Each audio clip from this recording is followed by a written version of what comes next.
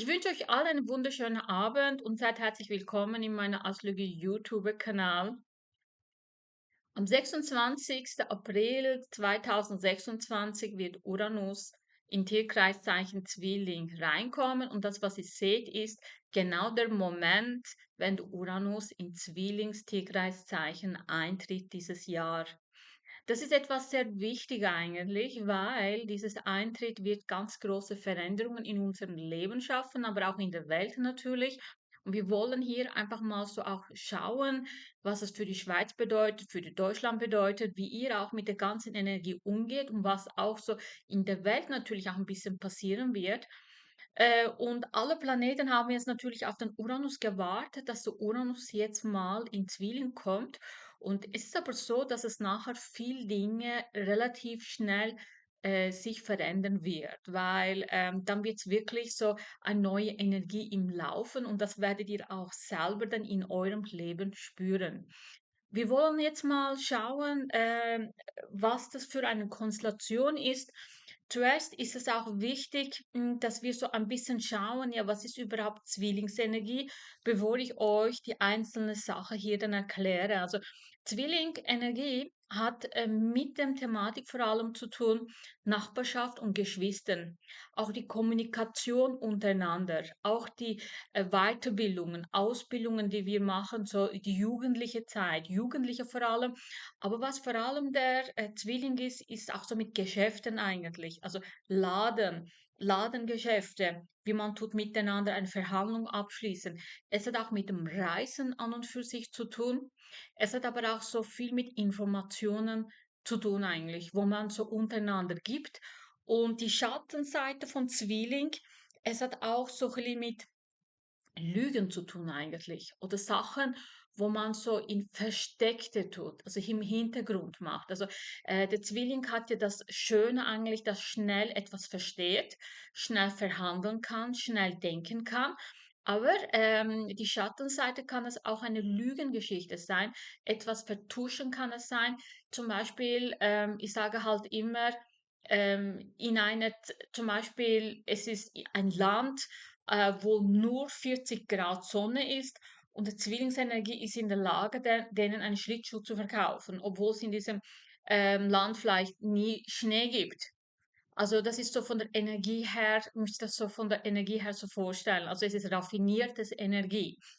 Es ist eine, aber auch wichtige, das heißt, und wenn man auch zu viel Luft hat übrigens, also viel Luftenergie hat, das kann auch sein, dass man zu viel denkt, zu viel Informationen, auch fantastische Informationen, dass man unglaubliches Denkvermögen hat. Es kann aber auch sein, dass man, weil zu viele Sachen, die wir umsetzen wollen, wir beginnen mit vielen Gedanken, mit vielen Ideen, aber wir können die nachher nicht wirklich in der Realität umsetzen. Also wir können dort keine Struktur oder wir können dort keine richtige Materie aus dem schaffen, weil unsere Fantasien oder unsere Gedanken nicht in der Realität umsetzbar ist. Und das ist so ein bisschen die Gefahr, natürlich. Es ist jetzt so, wir schauen aber, wie hat eigentlich der Uranus in Zwillingen schon das Thema so ein bisschen angefangen. Ich sage das auch voraus, dieses Thema Uranus in Zwilling ist sehr bedeutend. Wahrscheinlich werde ich deshalb noch ein Video noch in diesem einen Monat veröffentlichen. Und dort werde ich noch andere Informationen geben. Einfach, dass ihr das noch wisst, weil es gibt wirklich sehr viel dazu zu sagen, aber heute werde ich mich nur auf das Wesentliche beschränken, wo ihr das vor allem brauchen werdet. Und warum ich das auch heute erzähle, weil das am 26. April eintritt, jetzt langsam geht es aber auch um diese Thematik, was ihr werdet eigentlich auch erleben. Also es aktiviert schon die Geschichte jetzt. Also, wo ihr werdet jetzt ganz, ganz viel Dinge in Bewegung setzen. April ist eine sehr, sehr wichtiger Monat. Jetzt wird, was eigentlich angefangen ist, folgendes. Letztes Jahr, im 7. Juli, kam der Uranus zum ersten Mal in Zwilling. Und bevor der Uranus in Zwilling reinkam, hat der Uranus und der Venus im letzten Grad in Stier eine Konjunktion gehabt. Und nachher ist der Uranus reingekommen. Es ist aber so, das heißt eigentlich im Prinzip, dass diese Thematik Uranus in Zwilling, der Transit in den letzten nächsten Jahren, hat eigentlich nicht Merkur eröffnet, sondern Venus hat eröffnet. Das heißt, hier geht es um das Thema hier, um Gelder, um Finanzen, um eigene Werte, aber auch um dieses vage Geschichten, Beziehungen, Verträge. Dieses Thema geht es eigentlich. Das heißt eigentlich, dass dieser Steinbock-Energie, dass es hier dieses Energie sich verändern muss, dass dieses Energie nicht mehr stimmig ist und so wie das ist, kann es nicht gehalten werden. Erinnert ihr euch, ich habe euch ja gesagt, im 2025 geht es um das Opferthema oder aus der Opferrolle rauskommen. Und viele von euch hattet entweder so mit den Beziehungsthemen etwas zu tun oder finanzielle Geschichte. Und das liegt daran eigentlich, der Uranus muss ja den Transit über diesen Zwillingshaus machen und für das also muss man ja auch lernen, diese Sicherheitszone, weil der Stier hat, dort fühlen wir uns am meisten sicher. Dort lassen wir nicht etwas so schnell los. Einige haben eigentlich ein Fragment bekommen. Also nicht einige, sondern wir alle eigentlich. Und das Fragment ging eigentlich bis jetzt vor kurzem, also am 20. März ist ja der Sonne in wiedergekommen, also neues Astrologiejahr angefangen. Also das heißt, was macht ihr im Moment eigentlich? Das, was ihr angefangen habt seit letzten September, wo ihr gemerkt habt, hey, das ist nicht mein Leben. Weil dort hat das System euch eigentlich gezeigt, hey, dieses Thema, wo du jetzt eigentlich erlebst, wo aber nicht richtig ist, wo du jetzt auch der Opferrolle rauskommst, dieses Thema wirst du in den nächsten Jahren, in den nächsten 6 Jahren dir abarbeiten. Und das heißt nicht, dass wir mit den gleichen Personen oder das gleiche Geldthema etwas zu tun haben müssen. Aber es ist ein Fragment um das Thema. Und deshalb wäre hier an dieser Stelle auch wichtig zu überlegen, was habt ihr eigentlich seit dem letzten September so durchgemacht? Und vor allem ist auch wichtig, nach 7. Juli, wo der Uranus in Zwilling kam, was hattet ihr für Thema? Juli und August hat sie so richtig das Potenzial euch gezeigt. Nach September ist ja nachher rückläufig geworden ab 1 Grad 27. Und, und dann ist es so richtig so losgegangen, vor allem im November. Im November, zuerst ist am 6. September ist Uranus rückläufig geworden, 1,27. Und ich könnte mir vorstellen, dass einige so nachher ab September so eine komische, unruhige Zeit hatten, wo plötzlich Sachen, wo so gut angefangen hat, plötzlich wie irgendwie langsam doch nicht so gut kam. Einige haben auch im September irgendwelche Dinge angefangen, weil sie mussten ja dieses Fragment erleben. Und für das haben sie auch, wie aus ihrer Sicherheitszone, wo sie drinnen waren, mussten sie rauskommen. Das kann zum Beispiel sein, wo sie den Drang hatten, eine Arbeit aufzugeben, eine Beziehung aufzulösen. Irgendwelche krumme Dinge sind vielleicht passiert, wo sie gemerkt haben, das mache ich nicht mehr mit, weil das muss ja gebrochen werden. Das, was System ist, das passt ja nicht mehr. Wir müssen ja in ein neuer wir müssen für etwas Neues uns einsetzen eigentlich. Dann ist es folgendes gewesen, circa am 8. November ist eigentlich der Uranus wieder in diesen Stier-Tierkreiszeichen reingekommen. Und nach diesem 8. November haben wir jetzt, also immer wieder sind wir noch mehr provoziert worden, vor allem Dezember und Januar hier. Warum? Weil wir haben immer wieder gesehen, hey, das kann ja nicht sein, dass ich das wirklich will. In was bin ich in einer Situation drinnen? Und will ich denn das Ganze wirklich? Und dort habt ihr so richtig angefangen, wo ihr eigentlich seit September angefangen habt, hey, das stimmt einfach nicht mehr. Ich muss hier aus dieser Situation hier rauskommen. Also das heißt, man wird wie gedrängt eigentlich, diese Tierkreiszeichen, also dieses Tierkreiszeichen, also diese Thematik, wo ihr dort habt eigentlich, dass wir sagen, okay, das brauchen wir nicht eigentlich, das funktioniert nicht mehr, das ist die falsche Sicherheit, das ist eine Sicherheit, wo mir nichts mehr gibt oder diese Werte sind nicht mehr meine Werte oder es kann nicht mehr sein, dass ich das Ganze wirklich noch einmal durchmachen muss. Ich habe das vielleicht probiert gemacht, aber ich habe auch meine Werte und ich lasse es nicht mehr zu, dass diese Werte vielleicht übergangen werden. Und da haben wir viele Menschen, sind so in der Energie nachher gewesen, so nach dem November vor allem. Die sind so in der Energie gewesen, wie soll ich sagen, wo wir gesagt haben, wir machen eine Reform. Wir machen Aufstand eigentlich. Wir sagen Nein. Warum nein? Weil der Pluto hier in Wassermann ist. Und der Pluto im Wassermann sagt, also das, was Leute, das sind ja die Leute eigentlich hier im Wassermann, so Randgruppenleute, ausgestoßene Leute oder die Leute, wo eigentlich machen, was sie wollen. Und hier sagt der Pluto auch, hey, das geht nicht mehr. Das heißt, der Wassermann ist übrigens auch der einzige Zeichen, so richtig Nein sagen kann. Auch wo sagt, nee, das mache ich nicht. Zum Beispiel dieses Zwilling hier, versucht immer zu kommunizieren und verhandeln. Waage versucht die Rahmenbedingungen einzuhalten, also dass man immer wieder eine Möglichkeit gibt. Aber der Wassermann kann sagen, nö, das mache ich nicht mit oder ich lasse mich nicht auf etwas dort rein, das was für mich nicht stimmt. Also es ist mehr der Revolutionär eigentlich. Was dann auch gewesen ist, ist eigentlich am 4. Februar ist dann natürlich der Uranus nachher direktläufig geworden in Stierzeichen. Und seit 4. Februar, seit Februar, seid ihr eigentlich dran, immer mehr zu sagen, okay, jetzt habe ich dieses ganze Fragment gesehen. Jetzt müssen wir aus der Situation hier mal rauskommen, weil das ist ja nur der Fragment eigentlich.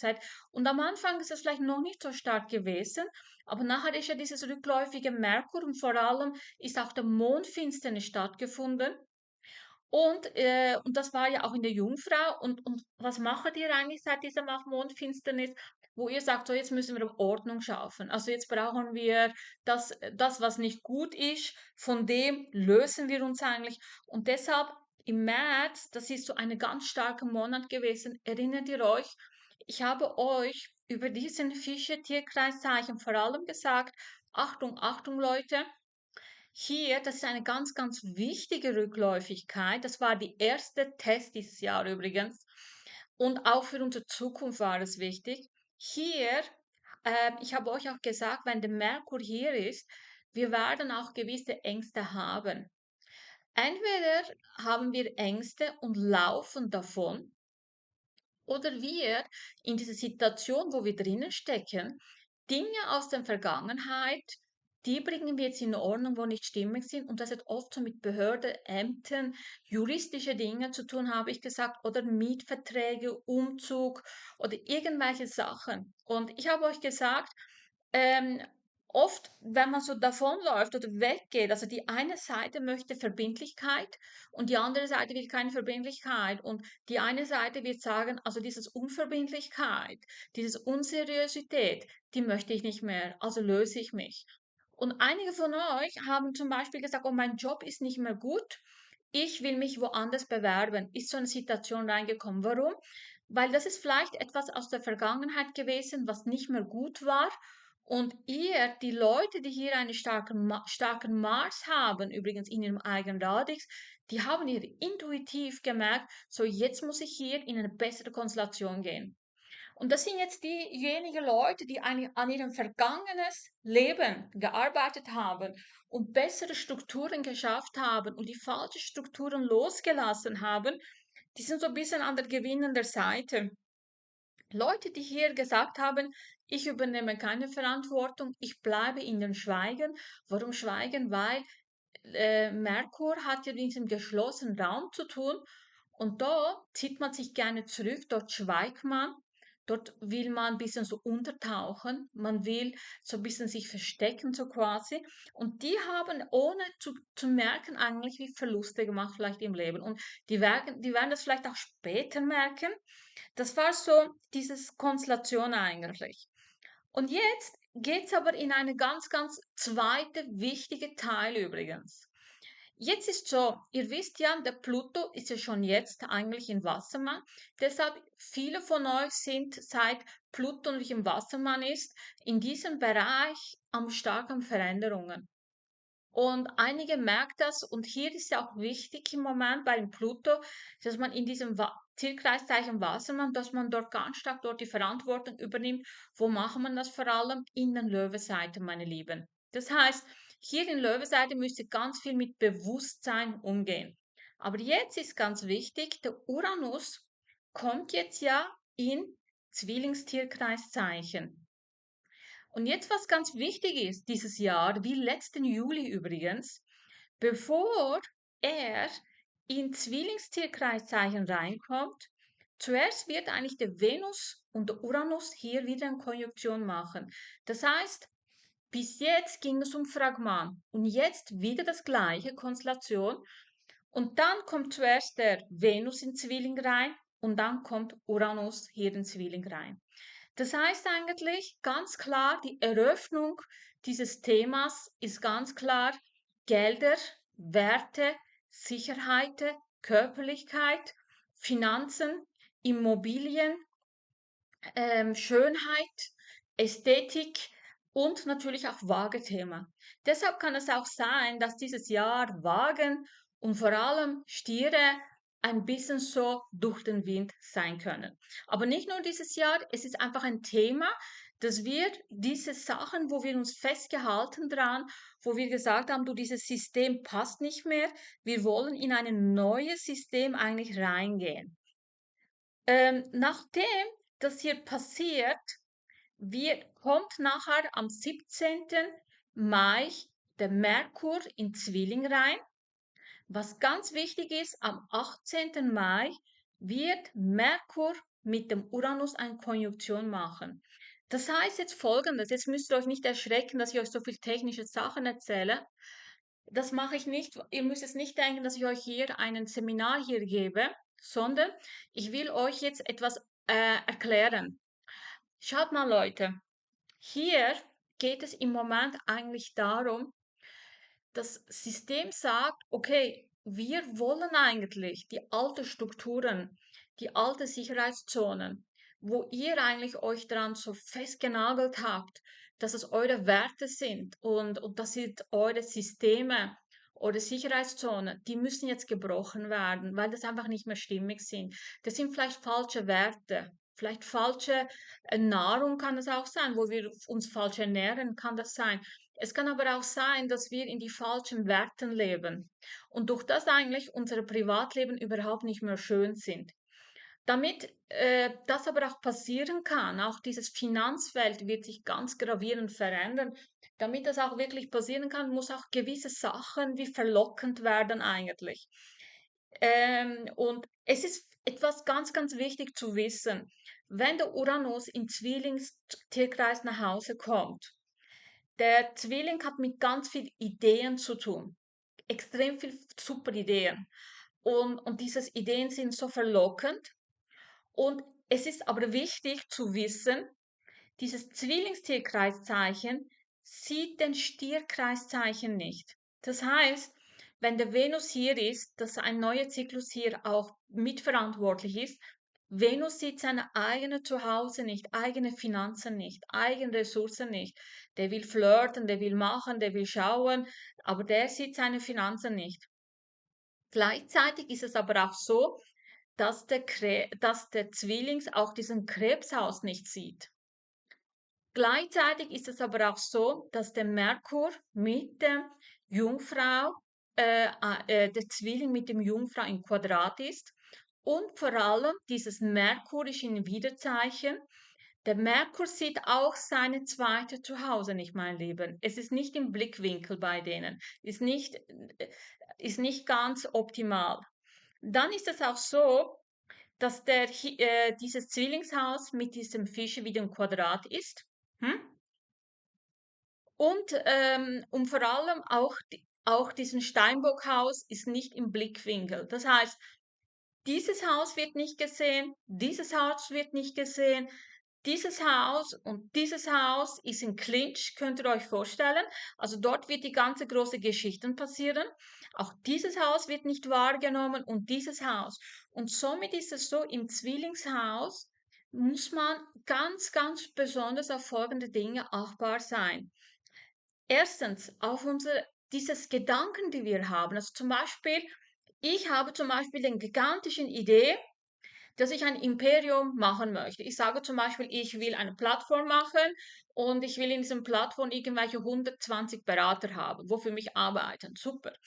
Aber ich habe vielleicht die Finanzen dazu nicht. Ich beginne hier etwas, ich überlege nicht und indem ich etwas mache, weil ich meine Finanzen nicht richtig kalkuliere, dann wird das nicht halten. Das heißt, ich mache hier vielleicht Finanzverluste.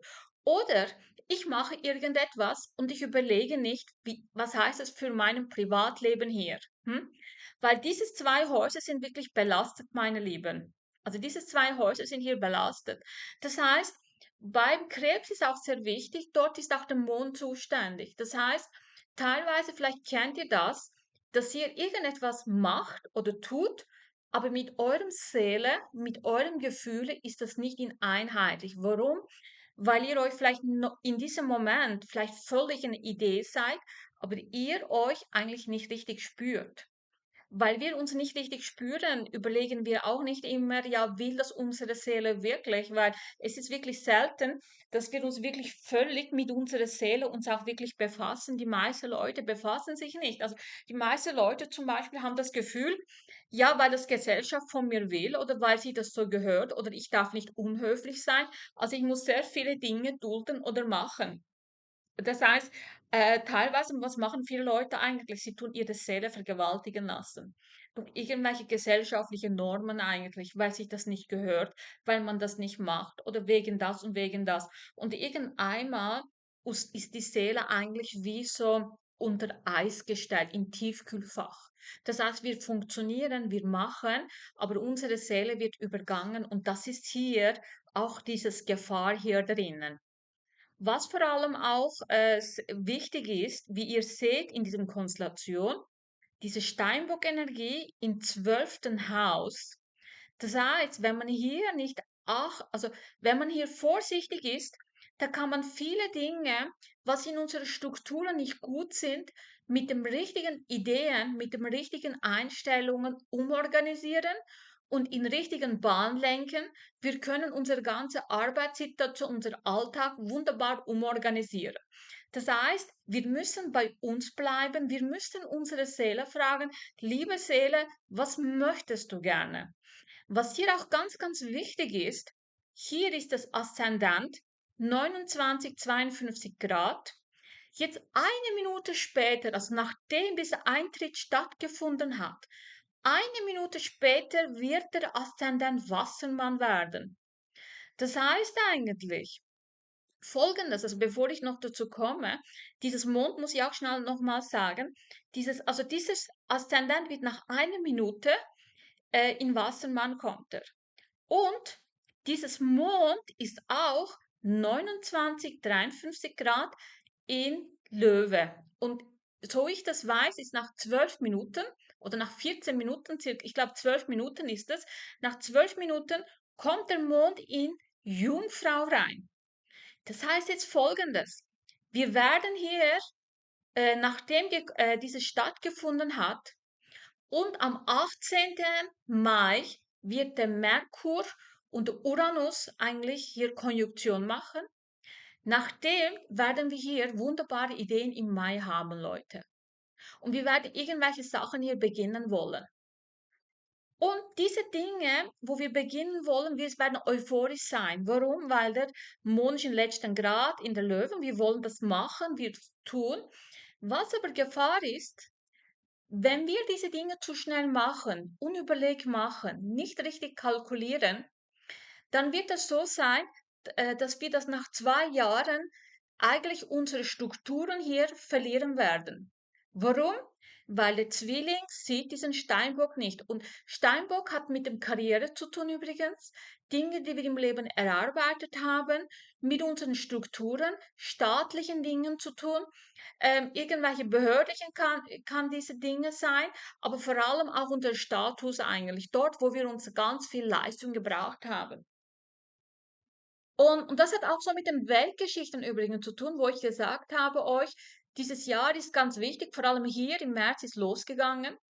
Leute, ohne dass sie merken, sind in eine Sackgasse reingegangen, haben Entscheidungen getroffen, wo nicht gut waren. Und das ist hier die Geschichte hier eigentlich losgegangen, Leute, übrigens, nur dass ihr wisst.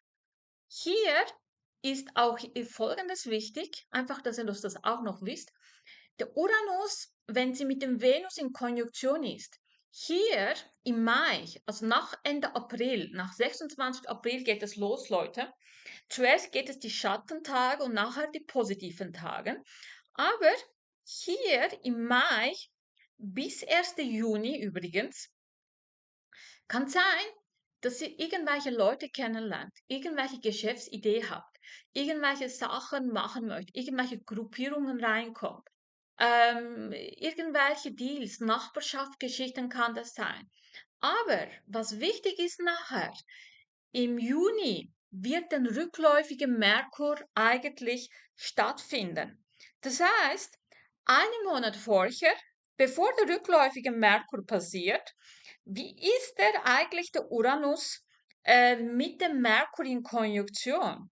Am 12. Juni wird die Schattenphase geht's los, meine Lieben. Das heißt, ab 1. Juni kommt der Merkur in Krebs, aber ihr müsst schon am 1. Juni langsam denken, ihr müsst gar nicht am 12. Juni denken.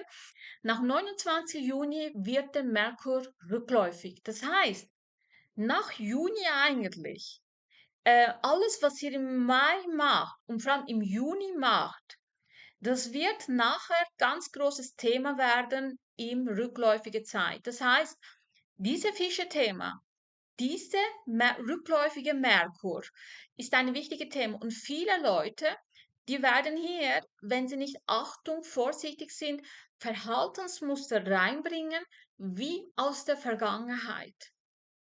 Wie aus der Vergangenheit und vielleicht eben in die falsche Richtungen kann das sein, weil wir müssen ja aus diesen alten Muster ja rauskommen eigentlich. Und hier der Uranus in Zwilling sagt eigentlich, wir wollen deine Einstellung ändern. Damit, wie verändern wir eigentlich, indem wir wir müssen unser Verhalten verändern, unser Privatverhalten verändern. Nur durch das ändert sich unsere Einstellung. Aber der Uranus ist gerade am Anfang. Das heißt, diese Konjunktion Uranus und Merkur wird 1,14 Grad stattfinden, fast 1,15 Grad. Und was wichtig ist, 1,27 Grad letzten September ist Rückläufigkeit geworden. Das heißt, dieses Thema, wo Rückläufigkeit angefangen hat, genau dieses Thema wird dann jetzt dann losgehen, meine Lieben. Das heißt, es ist eine ganz wichtige Monat eigentlich. Es ist ein Monat, wo mit sehr viel Vorsicht genossen ist und es ist so, wenn nach 12 Minuten dieses Mond in Jungfrau reingeht, das heißt Folgendes, dieses Dinge, wo wir so euphorisch beginnen, die wird in den nächsten 2 Jahren eigentlich erstmal getestet. Das heißt 26 und 27, das wird getestet. 2028 wird der Merkur dann in Zwillings und Wassermann und Waage Rückläufigkeiten machen. Dort bekommen wir Unterstützung und vor allem in diesem 2028 merken wir nachher Dinge, was nicht gut sind. Und 2028 machen wir nachher die Korrekturen. Das heißt, die Dinge, die ihr jetzt beginnt, ist nicht unbedingt bleibende Dinge. Hier, was wichtig ist eigentlich, anstatt hier in etwas reinzurutschen, in etwas reinzugehen, extrem stark, überlegt euch mal zum Beispiel, ja, da ist eine neue Idee, etwas super, aber vor allem müsst ihr euch überlegen, diese Steinbockhaus, die bei euch stattfindet, wie ist er eigentlich? Also ist meine Struktur eigentlich dafür fähig? Für diese Idee, die ich habe, für dieses Gedanke, die ich habe, kann das überhaupt meine Ressourcen, meine Struktur, die ich habe in meinem Leben, kann das zum Beispiel, also angenommen, ich will eine Villa kaufen, ich habe ein Angebot, ey super, Bank gibt mir das Kredit, aber dann muss ich überlegen, ja, habe ich überhaupt dieses Lohn? Okay, ich bekomme dieses Kredit, es ist ja wundervoll, dass ich diesen Kredit für diesen Villa bekomme, aber bin ich überhaupt in der Lage, ist meine Struktur überhaupt in der Lage, zum das auch halten, zum Beispiel? Oder Ihr lernt hier, also hier wird übrigens viel Kennenlernen sein, viele Flirts sein. Dieses Typen oder Frauen, die ihr kennenlernt hier, stürzt euch nicht rein und ihr werdet das Gefühl haben, viele von euch, wow, das ist meine große Liebe, wow, das ist toll, wow, das ist eine coole Sache, das will ich unbedingt haben. Warum? Weil der Mond in der Löwe ist. Und der hier zeigt hier, ich will oder ich will in Liebe, ich will Mittelpunkt, Führungspositionen, Jobpositionen, irgendwelche Deals, egal. Vielmehr überlegt euch, ja, passt es auch, mache ich das jetzt eigentlich, weil es eine Notlösung ist und stürze ich mich dort rein? Oder ist es wirklich meine Fähigkeiten hier? Passt es zu meinen Fähigkeiten? Stimmt es mir finanziell? Stimmt es mir auch im Alltag eigentlich? Ist es wirklich ein Bereich, wo ich drinnen sein möchte? Was der Uranus im Zwilling ist, was macht er? Folgendes. Dieses Zeiten werdet ihr Folgendes erleben in der Weltgeschichte übrigens. Viele werden mehrere Jobs machen. Aber nicht, weil sie müssen, weil sie Ideen haben, oh, ich könnte dort Geld verdienen, ich könnte das machen, ich könnte jenes machen. Das heißt, viele werden so parallele Dinge sagen. Zum Beispiel angenommen, ich mache Astrologie und daneben gehe ich irgendwelche Immobilien verkaufen. Also Sachen, wo mir vielleicht nicht so liegt, mache ich das. Oder ich mache das und ich mache noch das eigentlich. Also verschiedene Sachen baue ich eigentlich mir ein. Das ist mal diese Konstellation hier. Was aber auch viel ist, es wird auch dieses Geschäftsleben ganz stark verändern. Das heißt, viele Geschäfte, die werden jetzt Panik bekommen, weil sie sehen, oh, Dubai passiert das, in der Weltgeschichte passiert das. Wir müssen Personal reduzieren, wir müssen das machen, wir müssen bessere Preise machen, weil durch die künstliche Intelligenz, sagen sie sich vielleicht, was machen viele? Zum Beispiel, es gibt irgendwelche, angenommen, so Immobilienprojekte, wo sie übernehmen wollen, Bauprojekte.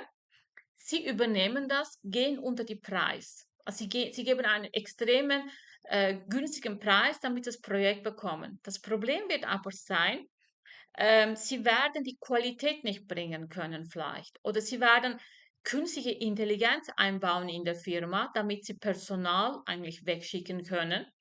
Gleichzeitig ist es aber so, dass dieses System, das sie bauen, ist zu früh. Dieses Preise, die sie runtergeschraubt haben, anstatt irgendwelche 1 Million, geben sie 500.000 Budget für einen Bauarbeit oder irgendwelche Dinge oder irgendwelche Architekturarbeiten, keine Ahnung was, oder Geschäfte. Und aber mit diesem Geld müssen sie Personal bezahlen, müssen sie Sozialversicherung bezahlen, müssen Arbeit qualitätsmäßig sein. Der Qualität wird sinken eigentlich. Am Anfang werden sie das cool finden, weil sie die Arbeiter bekommen oder Angebote bekommen. Das Thema wird aber sein, dass das nachher wie ein Kartenhaus zusammenbricht. Viele Leute zum Beispiel werden auch, Informationen wird ganz einfach sein. Das heißt, es werden ganz viele Menschen geben, die wollen nicht mehr zu einer richtigen Beratung gehen, zum Beispiel zu einer richtigen Ernährungsberaterin, weil sie sagen, ich bekomme von KI Informationen. Diese Informationen, die sie bekommen, sind nicht falsch. Ihr müsst einfach Folgendes denken. Jedes Information ist für dieses eine Person nicht das Richtige. Das heißt, ein Ernährungsplan kann für XY Person super sein, aber meinem Körper kann es Schaden zufügen zum Beispiel. Viele Leute werden einfach so Informationen übernehmen, die werden das aber auch nicht fachlich beraten lassen sich. Durch das werden sie auch Fehlentscheidungen im Beruf vor allem treffen. Und die Leute bekommen nicht Kündigungen oder werden ihr Job nicht los, weil sie schlecht sind, sondern weil sie eigentlich die ganze Verantwortung abgegeben haben an KI. Das wird vor allem das größte Problem sein und ich erwähne euch das immer wieder, weil bis jetzt ist das vielleicht noch nicht so ein Thema gewesen, aber ihr werdet sehen, sobald das Uranus ins Zwilling kommt, dass in den nächsten 2 Jahren viele werden merken eigentlich, hey, dieses Denken, die war ja gar nicht mein Denken, sondern ich habe dieses Denken übernommen von irgendetwas. Und vor allem, was auch Problematik wird sein, viele Menschen, weil sie sich hier ein bisschen falsch verhalten in den ersten 2 Jahren, das wird in ihrem Privatleben nicht zugutekommen, weil mit ihrem Denken oder mit ihrem Verstand tun sie ihrem Privatleben hier auch Schaden anrichten eigentlich. Und das ist eigentlich das größte Problem. Das heißt, es wird eigentlich deshalb auch in diesen Jahren eigentlich vor allem die beruflich, viele Leute werden auch so berufliche Verluste haben, aber nicht, weil sie schlecht sind, Leute. Leute, die sehr seriös arbeiten, die an ihrem Handwerk richtig dranbleiben, die wirklich KI richtig nutzen, also als Werkzeug anschauen, die werden sich nach 2 Jahren, die kommen richtig vorwärts eigentlich. Die werden nach 2 Jahren richtig vorwärts kommen. Warum? Weil die Menschen werden nach 2, 3 Jahren, vor allem nach 28 Folgendes sagen. Hey, wir wollen nicht dieses oberflächliche Arbeit, wir wollen echte Werte haben. Wir wollen richtige Werte haben. Warum ist es auch so? Weil das liegt auch daran, dieses Saturn sieht ja im Moment diesen Steinbockhaus nicht, aber nach 2,5 Jahren kommt ein Steinbockhaus. Und in dieser Phase eigentlich, Leute werden wir merken, okay, wir haben das jetzt wie nicht geschaut, das Ganze, aber jetzt müssen wir zu unseren Werten, zu unseren Finanzen die Verantwortung übernehmen. Und deshalb eigentlich, nach 3 Jahren, ihr werdet zum Beispiel Leute sehen, okay, hey, das sind richtig so seriöse Leute, die Ernährungsberatung machen. Hey, das sind wirklich gute Leute. Ja, es ist nicht die KI, weil sie werden merken, oh, da gibt es Fehler, weil das ist einseitig, aber ich als Mensch, ich werde dort nicht richtig befriedigt in dieser Arbeit. Und was passiert hier eigentlich? Die Leute wollen natürlich die echte Beratung haben. Was hier auch ganz, ganz Thematik ist, in diesem Zwilling hat ja auch so mit dem Kommunikation zu tun, alle Formen von Kommunikation. Viele Menschen werden ihr ganzes Privatleben so in der Öffentlichkeit erzählen beginnen, sich dann auch völlig preisgeben, also alles in YouTube erzählen, Medien erzählen und was weiß ich machen. Viele Leute werden so mit Klatsch und Tratsch auch Geld verdienen versuchen in der Öffentlichkeit. Und das hat ja schon angefangen. Wenn du so ein bisschen so YouTube schaut oder irgendwo, alle Leute erzählen so private Geschichten, private Meinungen.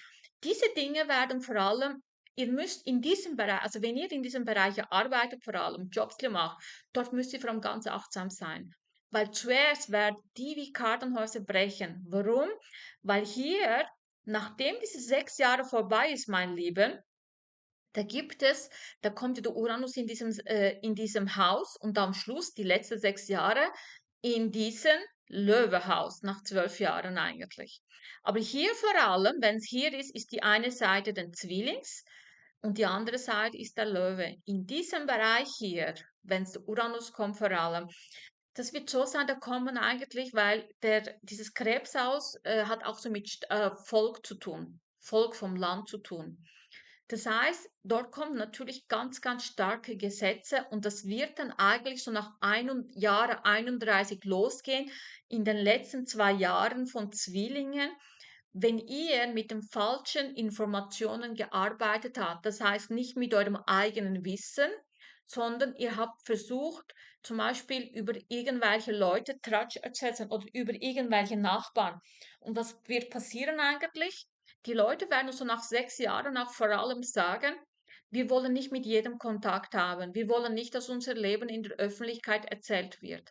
Wir wollen zum Beispiel Sicherheitsmaßnahmen haben. Zum Beispiel, wenn Leute vor allem hier mit unserem Profil irgendwelche Werbung machen oder Geld verdienen wollen, die werden ganz, ganz starke Rechnungen bekommen, Strafmaßnahmen bekommen, weil es wird ganz starke Regelungen geben in der Wirtschaft, dass man nicht darf von irgendjemandem Website irgendetwas nutzt oder von irgendwelchen Namen benutzt, um nachher damit Geld zu verdienen. Also es wird ganz starke Regelungen geben, weil dieses Zwilling und auch der Schütze hier macht ja auch einen Quadrat zu diesem Jungfrau und zu den Fischen.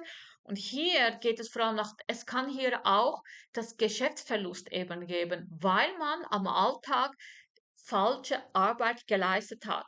Das muss ja nicht nur das sein, also das ist einfach eine Idee. Zum Beispiel der zweite Punkt, was kann auch passieren, ist, es wird jetzt ganz viele kurze Ausbildungen geben. Zum Beispiel, sage ich mal, ihr könnt bei mir für 50 Euro Astrologie lernen in einem Jahr. Leute gehen das, machen das bekommen dieses mit 50 € im Jahr zum Beispiel oder im Monat. Ein Jahr sind die fertig mit der Ausbildung. Ihr könnt das alles online euch erarbeiten.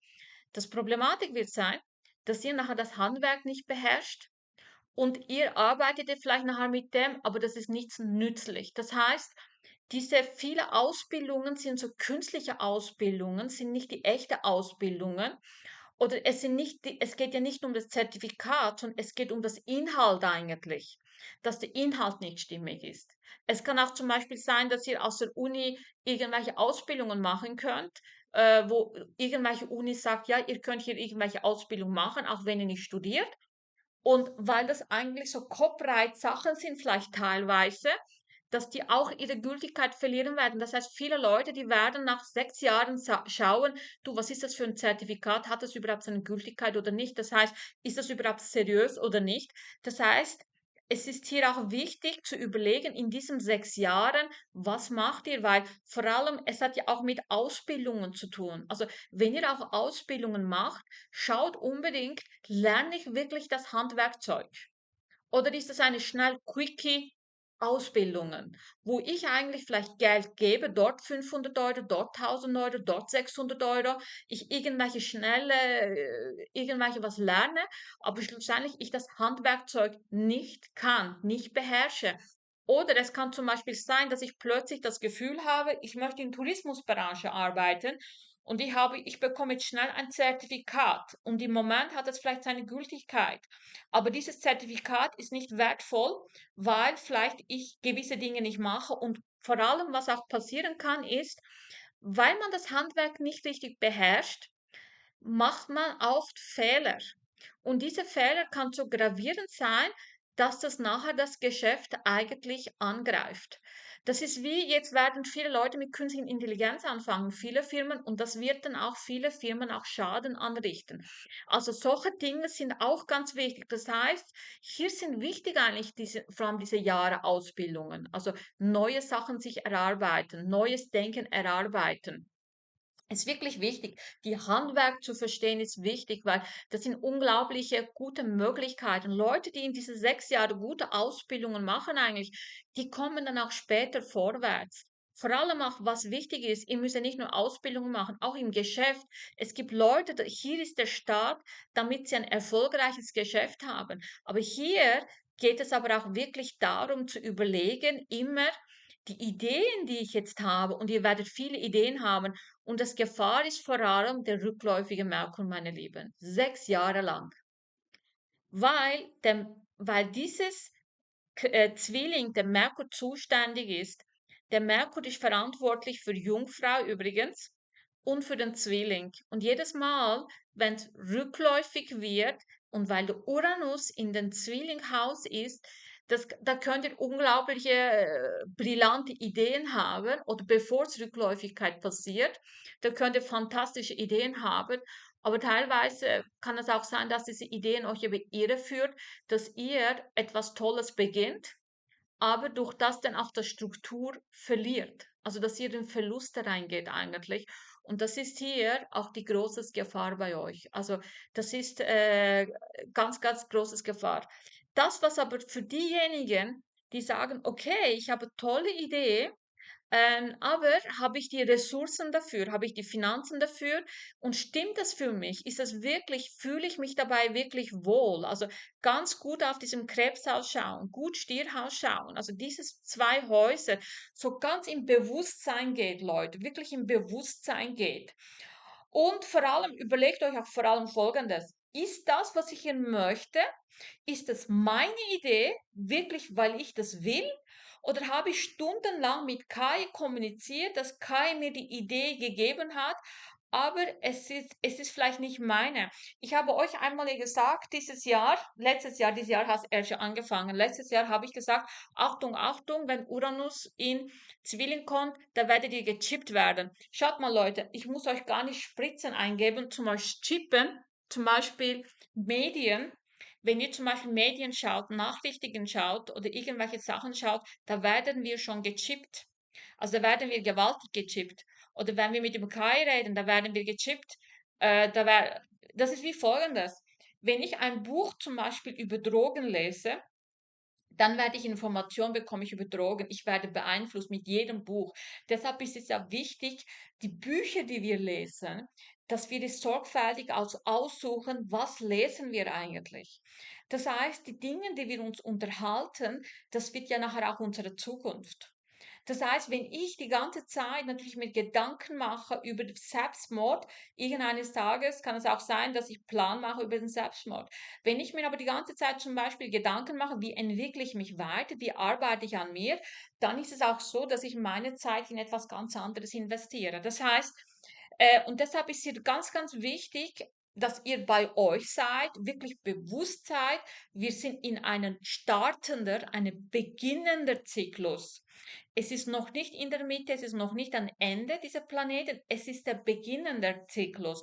Und beginnender Zyklus heißt auch Fehler machen teilweise oder etwas wunderbar starten. Und das ist eine sehr, sehr wichtige Zeit, wo jetzt wirklich stattfindet. Und vor allem überlegt das gut, vor allem auch, was auch wichtig ist, diejenigen Leute, die jetzt wirklich so euphorisch in Sachen hineingehen, denkt dran, diesen Skorpionhaus könnt ihr auch nicht sehen. Und es kann aber auch sein, dass ihr vielleicht auch über andere Menschen in die finanzielle Schwierigkeiten kommt oder irgendwelche Entscheidungen, die ihr trifft, kommt ihr auch vielleicht in die Finanzkrise. Also damit das nicht passiert, ist es sehr, sehr ratsam, dass ihr das eigentlich macht.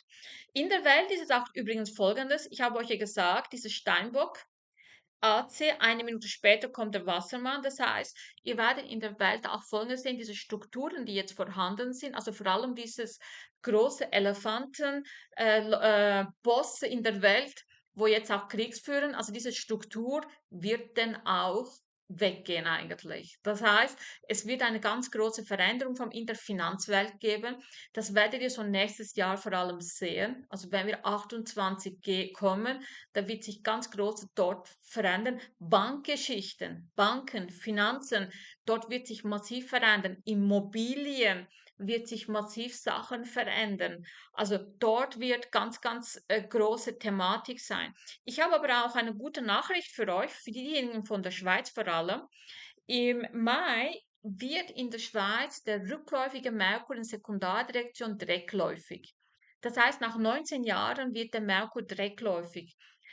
Da wird natürlich die Schweiz ein bisschen wachgerüttelt. Am Anfang ist es vielleicht nicht immer sofort angenehm, das Ganze, weil in der Rückläufigkeit macht man halt gewisse Dinge mit voller Überzeugung, aber wo die Schweiz wird dann auch merken, hey, wir haben durch das eigentlich unsere eigene Wirtschaft geschadet, wo sie merken werden, da wird jetzt ganz viele Sachen jetzt wahrscheinlich auch rauskommen in der Schweiz. Hilfsorganisationen, wo sie vielleicht von Staat Geld bekommen haben, Missbrauchgeschichten können es sein. Sachen im Spital, was nicht gut sind, können ans Tageslicht kommen. Irgendwelche Leute, wo Ausbildung gemacht haben, über Krankenkasse Geld abwickeln, wo sie das missbrauchen. Sachen kommen raus. Integrationsprojekte, wo sie eigentlich merken, diese Integrationsprojekte schadet eigentlich die Schweizer Wirtschaft. Das heißt, die Leute bekommen Arbeit den ganzen Monat, Integrationsprojekte bekommen 100, 200 Franken, aber durch das tun wir eigentlich die Wirtschaft in der Schweiz töten. Das heißt, was wird passieren? Die Schweiz wird zu der Gedanke kommen, oh, wir müssen jetzt die Wirtschaft ankurbeln. Wir müssen die Menschen in unserem eigenen Land jetzt besser unterstützen. Vor allem, wir müssen wieder zu unseren Familien in unser eigenes Land schauen. Wir müssen jetzt eine andere Richtung machen. Die ersten 1, 2 Jahre können ein bisschen unruhig sein, aber nach 2 Jahren wird in der Schweiz eine Verbesserung dann auch stattfinden. In Deutschland wird es dann auch so sein, dass die Deutschland zuerst eigentlich auch ein bisschen Unruhe haben wird jetzt diese 2 Jahre, weil die haben die ersten Quadrat. Das heißt, es kann ein bisschen so Sachen passieren auf der Straße, irgendwelche komische Dinge, Vergewaltigungen, irgendwelche Sabotagen kann es passieren, irgendwelche Leute Aufstand, Unruhe durch die Jugendliche kann es passieren. Aber der Deutschland wird nach diesen 2 Jahren kommt in gute Konstellation rein. plötzlich wird eigentlich Deutschland in der Wirtschaft eine relativ Verbesserungen dann sehen. Aber in diesen 2 Jahren wird eigentlich der Deutschland auch merken, dieses auch Politik, was sie mit dem Ausland vielleicht machen, dort muss jetzt eine gewisse Veränderung passieren. Oder mit Migranten, die Art, wie das bis jetzt gegangen ist, das muss sich jetzt verändern. Es müssen jetzt neue Politik. Arbeitspolitik muss sich verändern, Familienpolitik muss sich verändern. Also das heißt, dieses 1,5, 2 Jahre, das, was nicht gut ist, die wird dann jetzt auch weggehen. Also es ist so übrigens, wenn ich zum Beispiel irgendwelche Länder schaue, bei jedem Land ist im Moment dieses 2 Jahre wirklich harzig. Das ist auch in unserem eigenen Rat, weil das ist einfach die Konstellation, meine Lieben. Wenn wir aber in diese 2 Jahren wirklich vernünftig sind und wirklich bewusst sind und ihrjenige Leute, wo Astrologie sehr bewusst, ich meine, Menschen eigentlich, die in der Bewusstsein leben, die befassen sich mit Astrologie, die an sich arbeiten. Die Leute, die sich nicht an sich arbeiten, was machen sie? Sie lesen irgendwelche Zeitschriften, schnell, schnell, schnell. Oder die schnell, rate schnell ein Horoskop, was sagen die Leute über meine eigene Radix, über mein Horoskop. Die befassen sich nicht mit dem eigenen Radix. Ich kann euch zum Beispiel so sagen, und das ist ein bisschen traurig, aber es ist wirklich so, wo ich das im Moment auch mache. Ich habe also einige Leute in den letzten paar Wochen, die schreiben mir Folgendes. Mahar, ich würde gerne zu dir kommen. Ich möchte keine Beratung. Ich habe schon geklärt, so quasi. Ich möchte nur von dir Bestätigung haben, ob ich den richtigen Weg bin. Und ich lese meistens in dem Schreiben, dass sie mit KI mir schreiben. Dass sie so, also man sieht so unterdessen ja, dass es KI-Kommunikation ist. Und dann sehe ich sehr schnell eigentlich, diese Leute sind so schon gechippt im Kopf, wirklich, dass sie nicht mehr bereit sind, an ihre eigenen Entwicklungen zu arbeiten. Und was mache ich da? Weil die Leute wollen ja gar nicht transparentes Gespräch, die wollen Bestätigung haben. Also das heißt, die wollen auch, dass ich in KI arbeite und ja, nein, gut und vielleicht auch das sage, was sie hören wollen. Und ich sage dann oft, ich glaube, ich bin nicht die richtige Person. Am besten geht ihr zu einer Person, wo für euch besser geeignet ist, weil ich arbeite in der Beraterfunktion und nicht in der Funktion, dass ich etwas bestätige. Und es ist vielleicht teilweise traurig für die Leute, dass ich das mache, ein bisschen, es kommt arrogant hinüber wahrscheinlich. Aber wisst ihr, es ist ganz, ganz wichtig in der Astrologie, dass die Leute auch, wo das in Anspruch nehmen, dass sie sagen, ich will wirklich eine Beratung. Ich möchte wirklich wissen, was mein Radix für Thematik hat. Und wenn ich schon eine fixfertige Meinung habe, weil ich mich so sehr, dass ich mein Geburtsdatum in KI gegeben habe, irgendwelche Sachen ausgerechnet habe, aber ich nicht an mir arbeiten möchte, dann bringt es gar nichts an Astrologieberatung bei mir. Es funktioniert nicht. Also es ist wie, das ist ja diese Standardinformationen habt ihr ja schon eigentlich. Und das ist aber auch die Gesellschaft wird in diese Richtung jetzt laufen. Das heißt, viele Leute werden eigentlich schon eine fixfertige Meinung haben, die werden, aber die Meinung, es sind gar nicht ihre eigene Meinung, eigene Bedürfnisse, sondern weil wir so viel wie eine Freundschaft kommunizieren, die Informationen nehmen sie als ihr eigen und was machen sie sehr oft? Sie laufen mit der Zeit in die Sackgasse rein, weil sie in diesem Moment das so überzeugend das Ganze klingt und das ist hier auch Gefahr. Das heißt, was auch wichtig ist, wenn ihr von irgendwelchen Leuten dann irgendetwas hört oder irgendwelche Informationen, tun das nicht sofort übernehmen, weil es wird alles gut klingen. Mit der Zeit werdet ihr auch merken, die Leute werden euch nicht fragen, was ihr wollt oder was eure Thematik sind. Die werden sofort euch zum Beispiel irgendwelche Informationen geben. Also die werden nicht mehr auf euch eingehen, sondern das wird mehr so Verkauf sein, Überzeugung sein, in die Oberflächlichkeit sein, dieses 1, 2 Jahre, aber das wird so überzeugt sein, dass Leute auch hinter irgendwelche Dinge laufen werden. Deshalb ist es ganz, ganz wichtig übrigens, werdet ihr euch bewusst, der Mond ist nach 12, Maximum 14 Minuten, ist er in Jungfrau drinnen. Das heißt, das, was ihr hier angefangen habt oder möchtet, was so gut klang, wo ihr euch super fühlt, das muss nicht bleiben. Das muss erst die 2 Jahre noch überleben. Und wenn es 2 Jahre überlebt hat und wenn ihr in diesen 2 Jahren aber ein gutes System euch erarbeitet habt, dann ist das eine gute Sache eigentlich. Ab dann könnt ihr wirklich etwas richtig aufbauen, beginnen und vorwärts laufen.